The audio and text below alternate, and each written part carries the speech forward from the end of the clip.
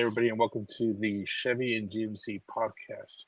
We are joined today with Paul Sousa, whose Instagram handle is, I believe, let me double check here, JP underscore 29 underscore Colorado.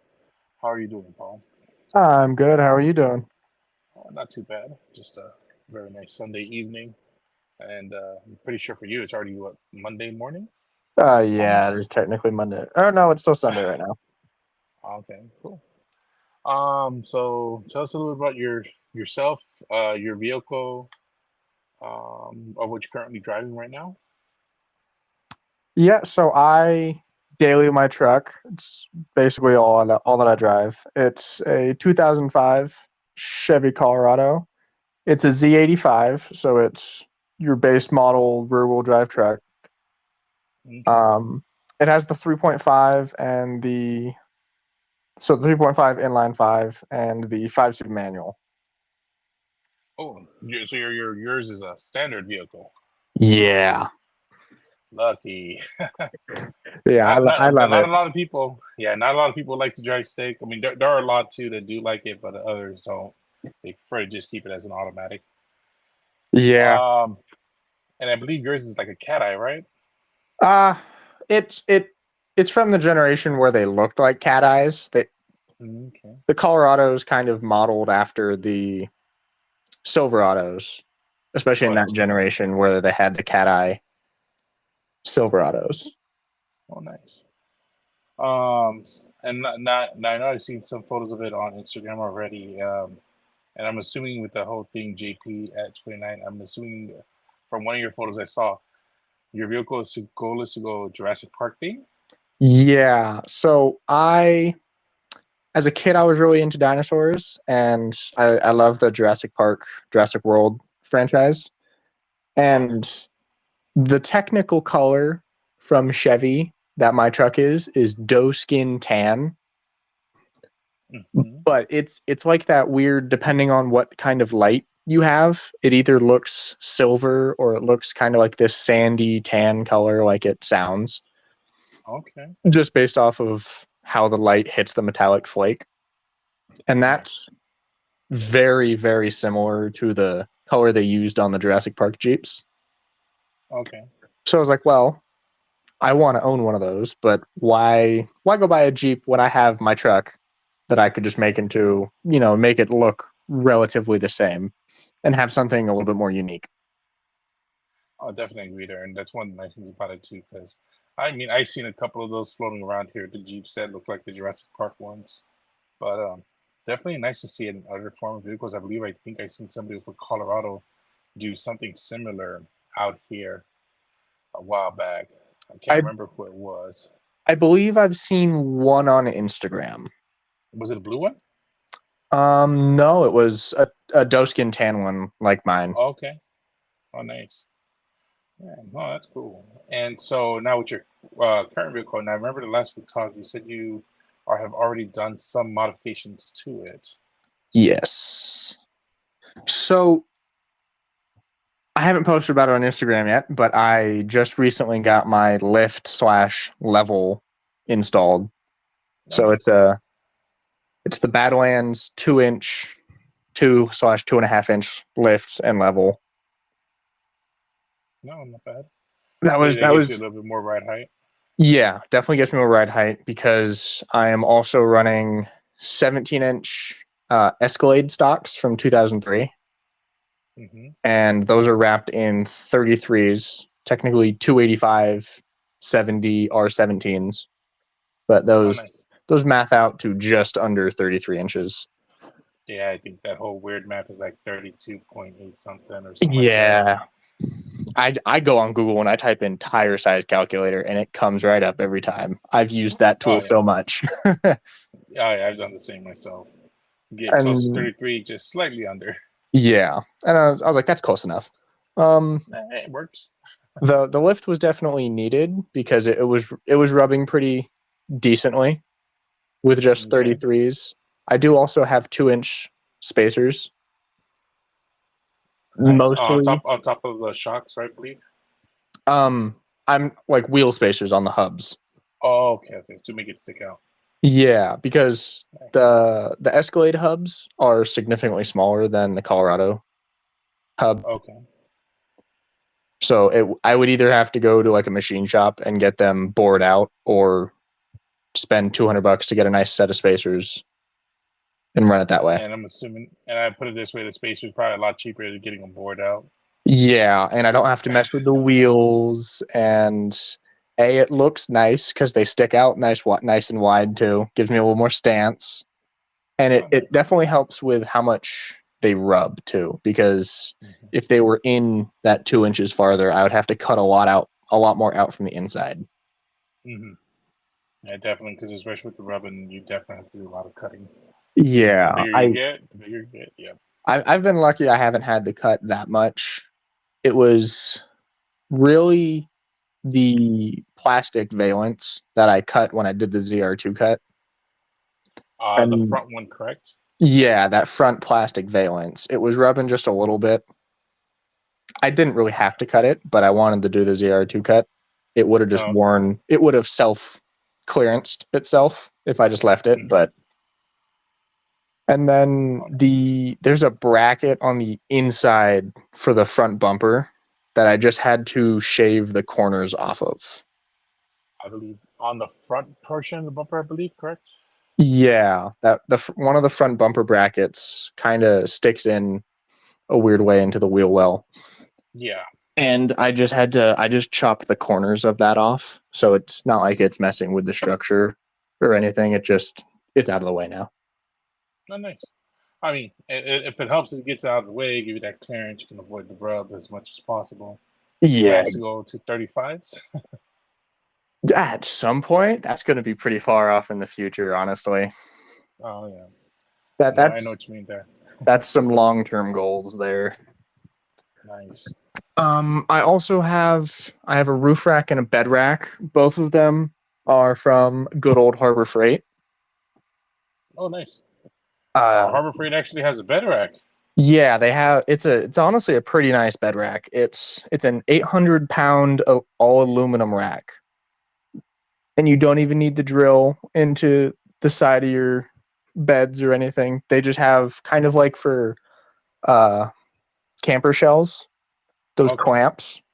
The seat, yeah, the weird, awkward seat clamps that go into the side of the rail or something like that. Yeah, they clamp onto the side of the rail, and they have a notch to hold on to the rack. But honestly, I've put those on, and they've never moved. They've never had any problem with the clamps coming loose or anything.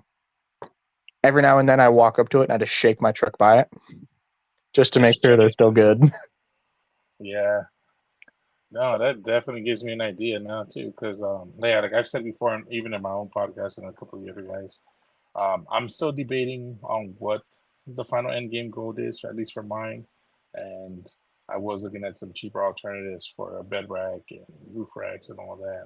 So still searching. I haven't decided yet, The personally.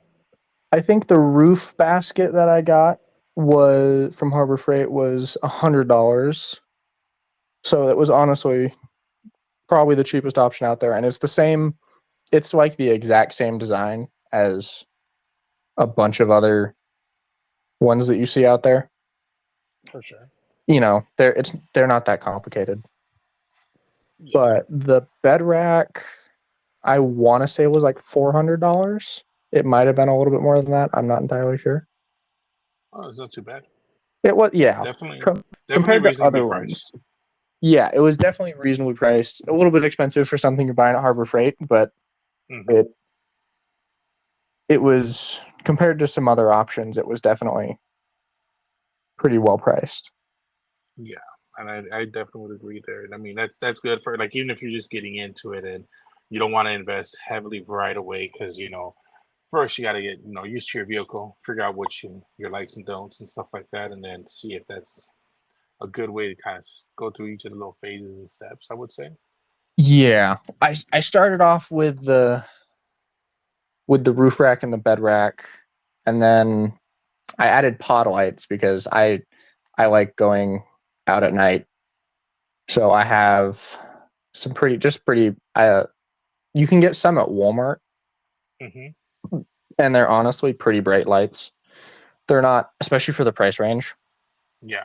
And then I got the amber pods that I have up on my hood, kind of as like the ditch lights. Yeah. I got those off of Amazon, the Nightlight brand. The pods are like $20, and obviously they're not going to compare to your more expensive brands, Yeah. but for what they are, And for what they they do. yeah, for what they are and what they do, you can't beat the price. And it also lets you figure out kind of how you want to have everything configured before you sink a bunch of money into it. Very true. Now I know with the ditch lights, did for the bracket, how did you resolve that one for the on the hood? It was honestly the really easy way of I drilled holes in my hood Okay. and straight attached the lights directly to the hood. I don't have a bracket or anything. And it doesn't affect your windshield or anything like that? The only thing that I have to do is I have to, when I'm opening my hood and I want to have it open all the way, I just Hmm. have to take off my passenger side uh, windshield wiper Okay. because that's the only thing Oh, that actually like gets in the way. okay. So all right. So not nothing too crazy. So that's Nothing cool. too crazy. If I had done it a little bit smarter when I initially put them on there, I had a different set of pod lights other than the amber ones, and then I got the Hmm. amber ones because with snow and fog, amber light cuts through it better, so you can see. Yes, I definitely agree. Yeah. So the first lights I had on there didn't hit, and they actually had hinges to where they could fold down, Okay. so it wasn't an issue. But then I took those out and I put in the amber ones, and they're a slightly different style, so they don't have the hinge to hinge down. And I was like, oh dang, that kind of isn't the best, but it's not a bad situation either. So I mean, as long as it gives you that lighting you need to cut through all those, like in regards to all those weather and all that stuff. I mean, it works out pretty well for you then. yeah, and I definitely, if I had realized the huge difference that amber light makes versus White light. versus the white light, I definitely never would have gotten white pod lights to begin with for the sole purpose of seeing down the road. Yeah. They're Yeah. cool for around camp. You know what I mean? If Definitely. you're setting up camp or something, you don't always need amber lights, but also apparently amber lights don't attract bugs as bad Yes, as white lights. that is correct. I've actually tested that. So I actually have for like I have some awning lighting that I had set up, and it's a mixture of white and amber. Now, when I had the white light on, definitely attracted mosquitoes and flies and everything. But when I had it on amber, literally no insects. That's I didn't crazy. really see any at all. And I was like, this is perfect. Just a nice setup of this. And as we all know, moths, mosquitoes, everything, they're attracted to that white light. Yeah, I have a problem when it comes to pod lights. I have I think four that aren't even on the truck yet Hmm. that I don't know what I'm gonna do with them, and they're white, so they're probably gonna get mocked up and then put on the truck. And then when I decide I like using them and they're in a good spot, I will buy amber ones. Nice. So so the white ones you just have like sitting around from previous purchase, or like you just got them just for I display. have them from previous purchase, and I I think I bought four initially because I wanted to get them set up. I set two of them up, and then I was like, I don't know what I'm doing with these other ones because they're kind of big, and there Yeah. wasn't a ton of space. Another crazy idea is you could probably figure a way to make them into the grill. Yeah, somehow behind the grill, even with the front bumper, because the ones on Yeah. my front bumper, I just again just drilled a hole in the front bumper and bolted them right through on their Okay. bracket. It is so hard to get your hand in there underneath that Yes. chrome plate. I 100% agree. It is a I had a hassle. problem. I had a problem where it was I just tightened it not enough, so it started to vibrate loose a little bit, and then it was angling off to the side. And I was like, oh man. Loctite, man. Loctite's the way to go. Yeah. I did have That's pretty cool. I have a Loctite for you. So Hmm. I initially right now I have 2-inch wheel spacers. Okay. And I initially had 1.5-inch wheel spacers, which are not big enough to completely go over the stock studs on a Colorado, Okay. which was unfortunate. And when I installed them, apparently this is a relatively well-known brand. I don't know. But when I installed them, I put Loctite on them like the instructions tell you to. Yeah. And I ran them like that for a while because, again, I got spacers so I could run the Escalade wheels. Definitely. And just driving it, I had like a 5-minute commute to work at the time. And during my commute, I snapped studs Oh wow. from on the wheel spacers. It wasn't my actual studs on my hubs, but it was Hmm. the replacement studs on the spacers that snapped. Oh There was wow. a I think 2 of them snapped on one spacer. So it had this weird configuration where there was 3 on one side and then one lug nut on the other side holding it on. Oh shit. And I was like, well, that's not very good. So No. I went to go take them all off one day. And on my driver's side front, I got all of the nuts off on the spacers except for one of them because the nuts that held them on were the softer material. Okay. I would say probably like an aluminum. And with the Loctite on there, I stripped the hex off of that nut, Ouch. which was horrible. Ouch. So then I was like, okay, forget this. I broke out the peanut grinder and cut that stud off, and just pressed in a new stud on my hub Okay. and did that. And then I went out and I bought wheel spacers that are big enough to cover the entire stock hubs, which is you could probably get away if you could find a 1 3/4 inch spacer, Yeah. but 2 inches was much easier to find, and I'm not against poking out of the fenders. No, Bought quality nothing wrong with 2-inch that at all. spacers, Yeah. and I haven't had any issues with them since. And I did not put Loctite on these ones. I Okay. No, just, it's not bad. I was like, after that experience, I'm just not going to put Loctite on them. I'll torque them, and then I'll check them. I'll just check them Check it periodically. periodically. Yeah, Yep. Oh, and definitely. That's the way to go. I have not had any issues. Nice. No, I mean, if it works, it works. That's how that's how I say it. Yeah, it gets the job done. That's true. Now, so where are you currently located again? Right now, I am in a small town in Idaho. Okay, so you guys got some mountains up there too and everything. Yes, definitely got mountains. Nice. So, what's your favorite thing? Like off-road, overland, rock crawling? I was like, I'm definitely not as much of a rock crawling guy, Okay. especially in a 2-wheel drive truck. I would agree. I was like, that's not really my forte. I'm more into the overlanding and just off-roading, lighter trails myself. I do like to push myself and push the truck a little bit and see what it can do. Definitely I do taking that it some too. places it shouldn't end up, True. but I I would say I've done something similar. Doing taking two-wheel drive on 4x4 trail from time to time just to test it just a bit. yeah, and I would definitely test it a bit more if I had a consistent group of people to go out with. Typically when I go out, it's by myself, Okay. either just me or me and my wife. So I Hmm. I go with the thought process of if it looks relatively easy, I can do it no problem. If it looks a little challenging, I'll try it, but I'm not trying to get stuck. Oh yeah, no, yeah, that would suck.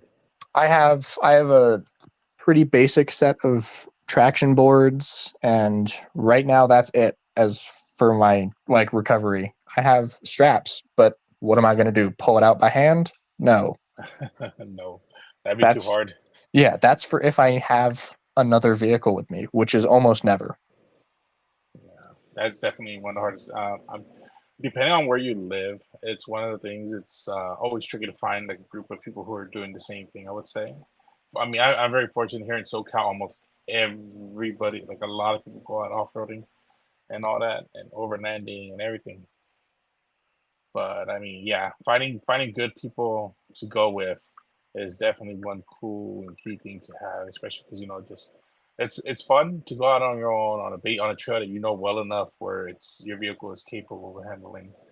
But like if you want to try out some more challenging stuff, it's always good to have somebody there, which I would say just so that way, hell, if you get stuck, they can help you get out. They get stuck, you can help get them out. But at least that way you can try and explore a little bit more outward, I would say.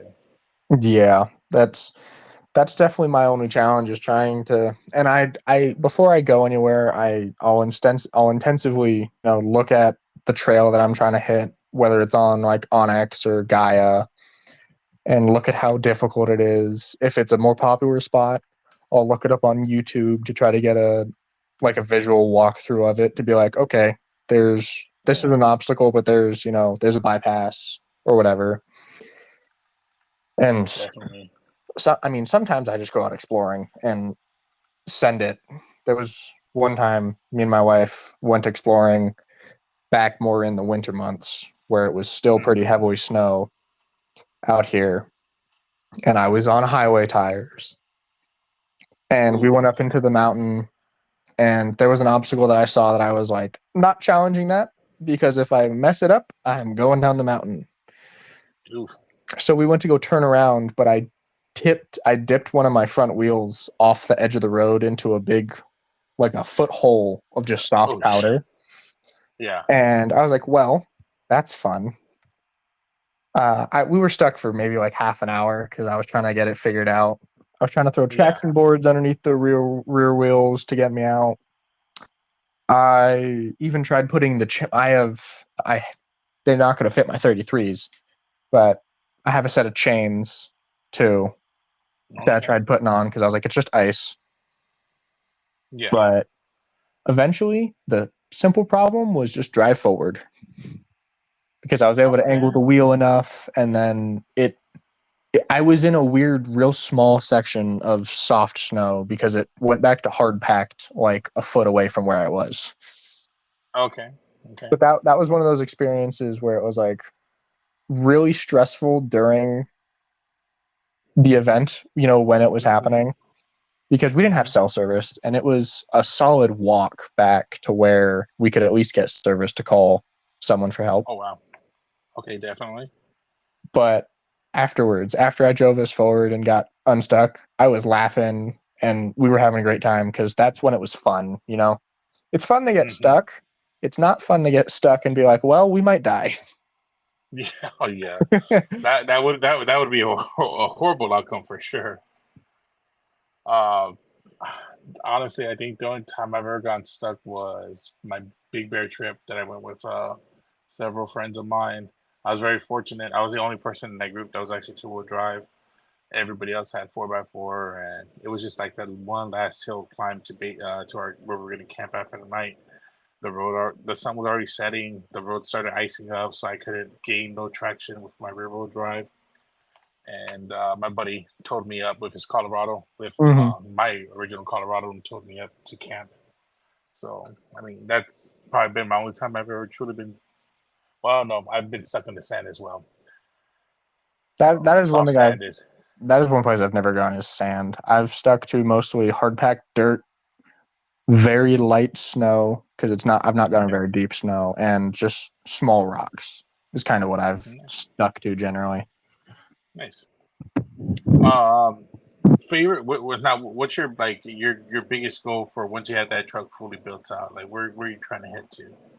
I don't know if there's any specific spots I want to head to, but I definitely want to just be able to take, a month or 2 months and just drive across America Nice. and just take it on road trips and, camp out in spots on BLM land and see a bunch of national parks, like go to Yellowstone. I've been to Yellowstone a few times, but never stayed for super long. Yeah, So I just think it'd that's on be my list.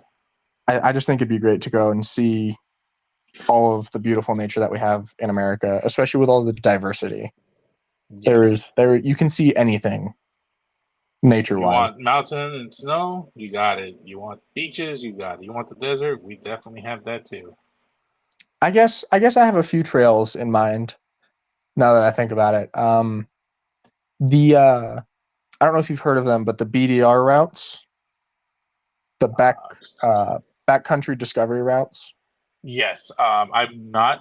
I know for a fact that that one right there, it's going to have a lot of difficult spots Yeah. where you're going to really, really want to wish for a 4x4 Oh yeah. with some height. I But know there yeah, are I've heard definitely of it. some, like I know the Nevada BDR has some tough spots. The Idaho BDR has some tough spots. Hmm. So either my thought process is wait to do that until I four by have another vehicle that's 4x4 or convert the Hmm. Colorado, or just take the time and plan my route out really well Yeah. to where I won't most likely won't need it, and probably travel with a buddy. Yeah, no, no, for sure. That's something that I've been contemplating. Not specifically the BDR, but I would actually like to do. Was it the Pacific Northwest Trail? Mm-hmm. And I know, and I've met some people over this past weekend over at our the Calico event that the GN Special held. I met somebody from Washington. I met wonderful people from Arizona, Nevada, New Mexico, and definitely would love to maybe do a trip and have like pretty much everybody, whoever's down, maybe take like 2 week trip, 3 week trip if possible, and just try to hit as much as I can on the Pacific Northwest Trail. That's definitely one of my goals. I know one of my buddies, he has a pre-runner build to Colorado, and Mm-hmm. I think he did the Pacific Northwest Trail to a good extent. I'm definitely going to ask him a little bit of questions about what he did. Yeah, that's yeah. There's just tons of trails everywhere. That's Hmm. super cool. There's tons of places, tons of possibilities of places to go, and you kind of got to pick and choose. Yep, that's true. That's true. And, again, the United States has so much to offer in regards to all kinds of scenic routes, nature routes, um, different types of like definitely good sceneries. And one of my biggest things is I would love to check out a lot of ghost towns. Yeah, That's another big thing on my list. I was able to check some out as a kid in Nevada, up in northern Nevada. I was able to check a few out for a little bit as a kid, and there's definitely some really cool stuff out there. Oh yeah, definitely. I mean, I just got to watching a video earlier too about somebody who was camping out by Area 51. Yeah, that's there. There's just so much. It's amazing. Definitely.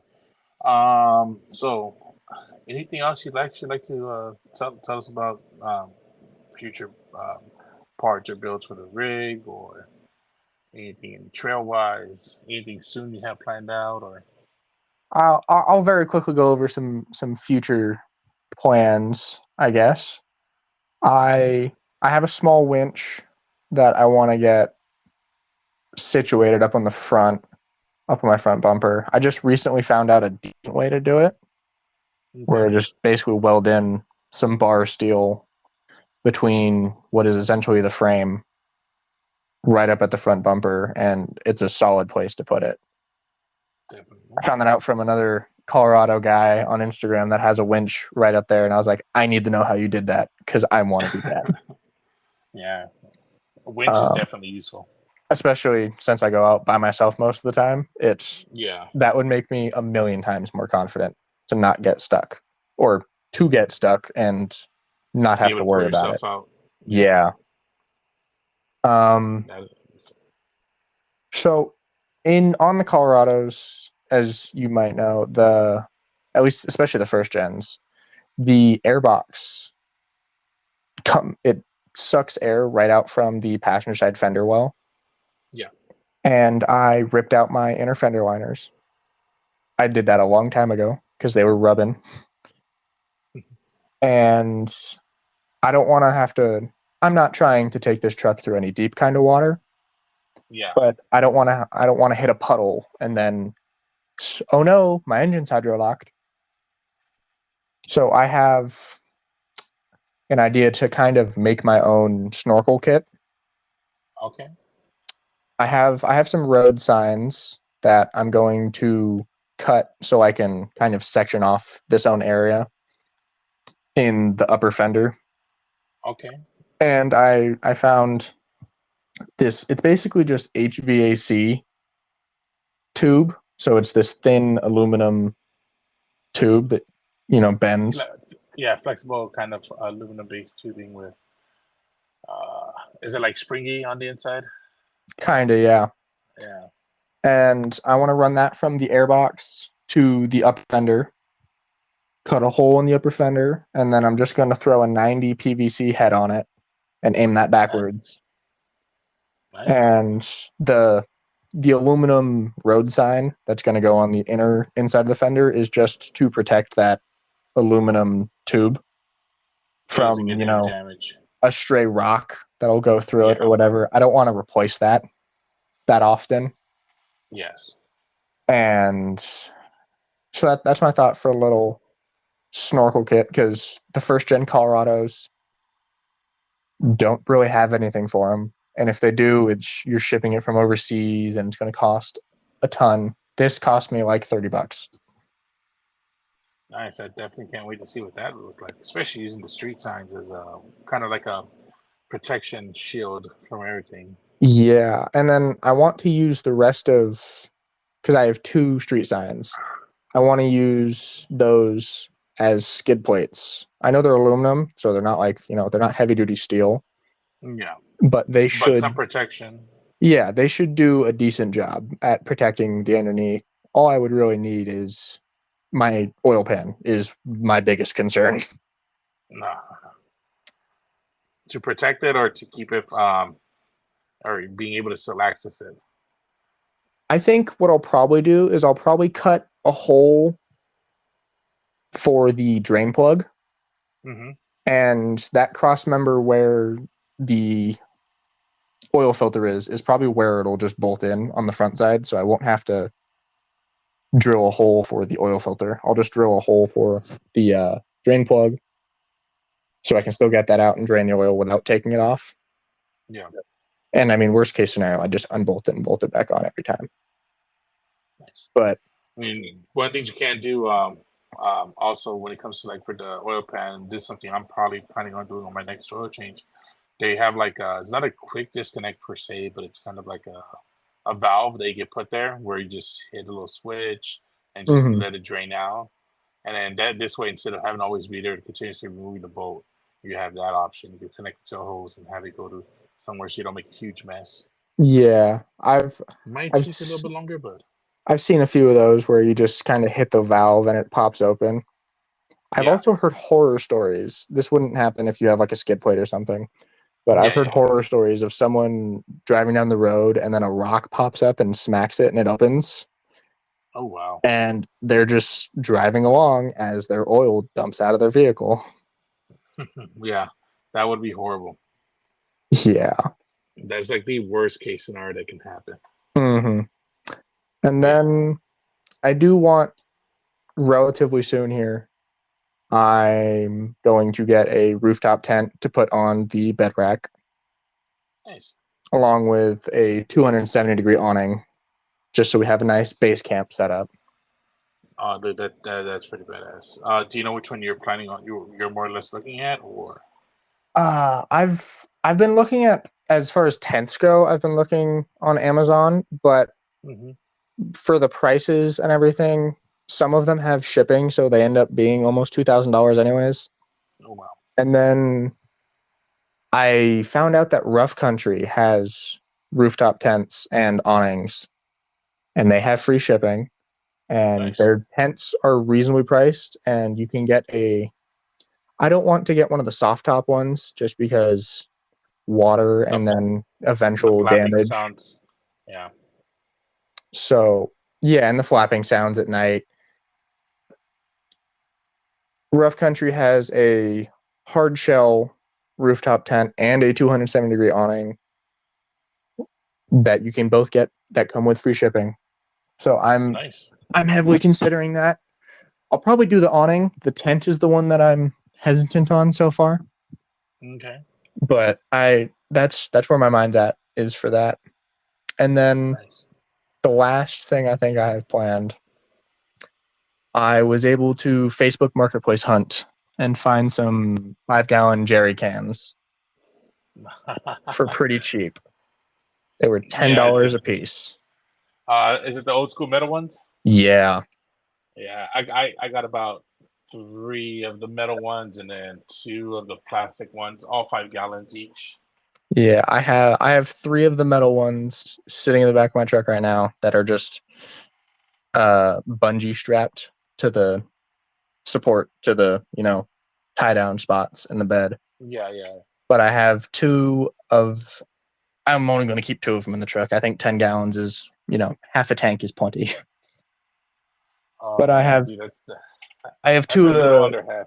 yeah, just I have 2 of the carriers that you Nice. can you can put them in there and then you can lock them so no one can take it and siphon it out. Yeah, And I want to put those right behind the inner fender, tubs. There's plenty of room on either side that I can bolt it right into the bed and have yeah, it that's sit in true. there. Super easy access and everything. And it doesn't take away any real space either. Yeah, because it sits right there on the wheel well side. I mean, that's like perfect. Because I think it matches almost the wheel well width. Just about, yeah. I don't when I get Yeah, the carriers get here Tuesday, so I'll be able to see nice. if it matches up or if they're a little bit less or a little bit bigger. But it doesn't take It away real usable space. yeah. Yeah, that actually gives me an idea because the way I do it is I just run it through a freaking strap, and same thing using the back two tie downs, keep it close to the cab side, and that way they don't move as much. And yeah, I just keep them all there with a toe strap, or I mean, 16-foot husky strap. Yeah, that's basically how it is sitting right now. But Yeah, I want them to be able to be nice and secure, and then I want to be able to lock them so I can just keep them back there all the time. and I not don't have want to to worry have to about worry it about. just straight stealing it. Yeah, it'll be bolted to the bed and it'll be locked into the carrier, so it'd be a pain to get out, and I can just leave them back there all the time. I don't need to worry about transporting it to and from my house and everything. Yeah, no, I get you there. I can tell people, man. I've had fuel siphoned out of my truck, and as much as I want to say I feel sorry for them, I truly don't because I use E85 when I'm in the city. That because my truck is a flex fuel. Hmm. So yeah, let them mess up their motor. That's just how I see it. Yeah. Oh, no, no, that's not bad though. Yeah, that even gave me ideas now about for my transportation of fuel. I'm definitely gonna have to look into that as well. Yeah, I think again, great website, Amazon. They have everything. I True. think I got 2 of them for just right around $40. 2 of the 5-gallon, the NATO style jerry can holders. They're Okay, yeah, yeah, I think the yeah. Hold on, Smitty built nice. one is like $60 for one of them, but Yeah, it's the exact same style as like the Smitty built one. yeah. 9 times out of 10, unless it says it's made in the USA for at least both of them. But if it's let's say it's made out of China, but they're not a lot of these brands. They actually all use almost the exact same sourcing facility to make them. Yeah, you You just can just gotta you just gotta search to find the guy that's selling it for less than the name brand because it has a name stamped on it. pretty much. That is 100% correct right there. Oh man, yeah, no, that gives me some definitely good ideas now as well for myself to definitely for how I transport fuel. That's something I might have to look into personally. Yeah, it. Uh, I think it'll rock. oh no, for sure, I agree with you there. And I mean, and the best thing is it stays secured. So that's like the number one important thing, keeping Hmm. it secured. Yeah, you don't want to be hitting a rough spot in a trail and then you see 5 gallons of fuel go flying. Yeah, that would be like, oh shit. And potentially a little dangerous too. Yep, that's true. Well, I'd like to thank you very much for coming out and giving a little bit of your time with us here, Paul. Well, thank you for having me. Uh, Thanks. I definitely, if yeah, once I get ready to start doing some of my cross country trips planned out to, I definitely will hit you up as well. Because Yeah, I myself definitely have a couple of spots that I've been wanting to go through different trails routes, and definitely just staying out, sleeping out of the vehicles and shit like that. That's like the best part about it. yeah. Cool. All right. Well, once again, thank you very much for sharing a bit of your time with us, Paul, and hope to hear from you soon again. And definitely keep you up to date with any events and plans that I myself plan on doing, or even events that may take us your way. Cool, cool. Thank you for your time. All right.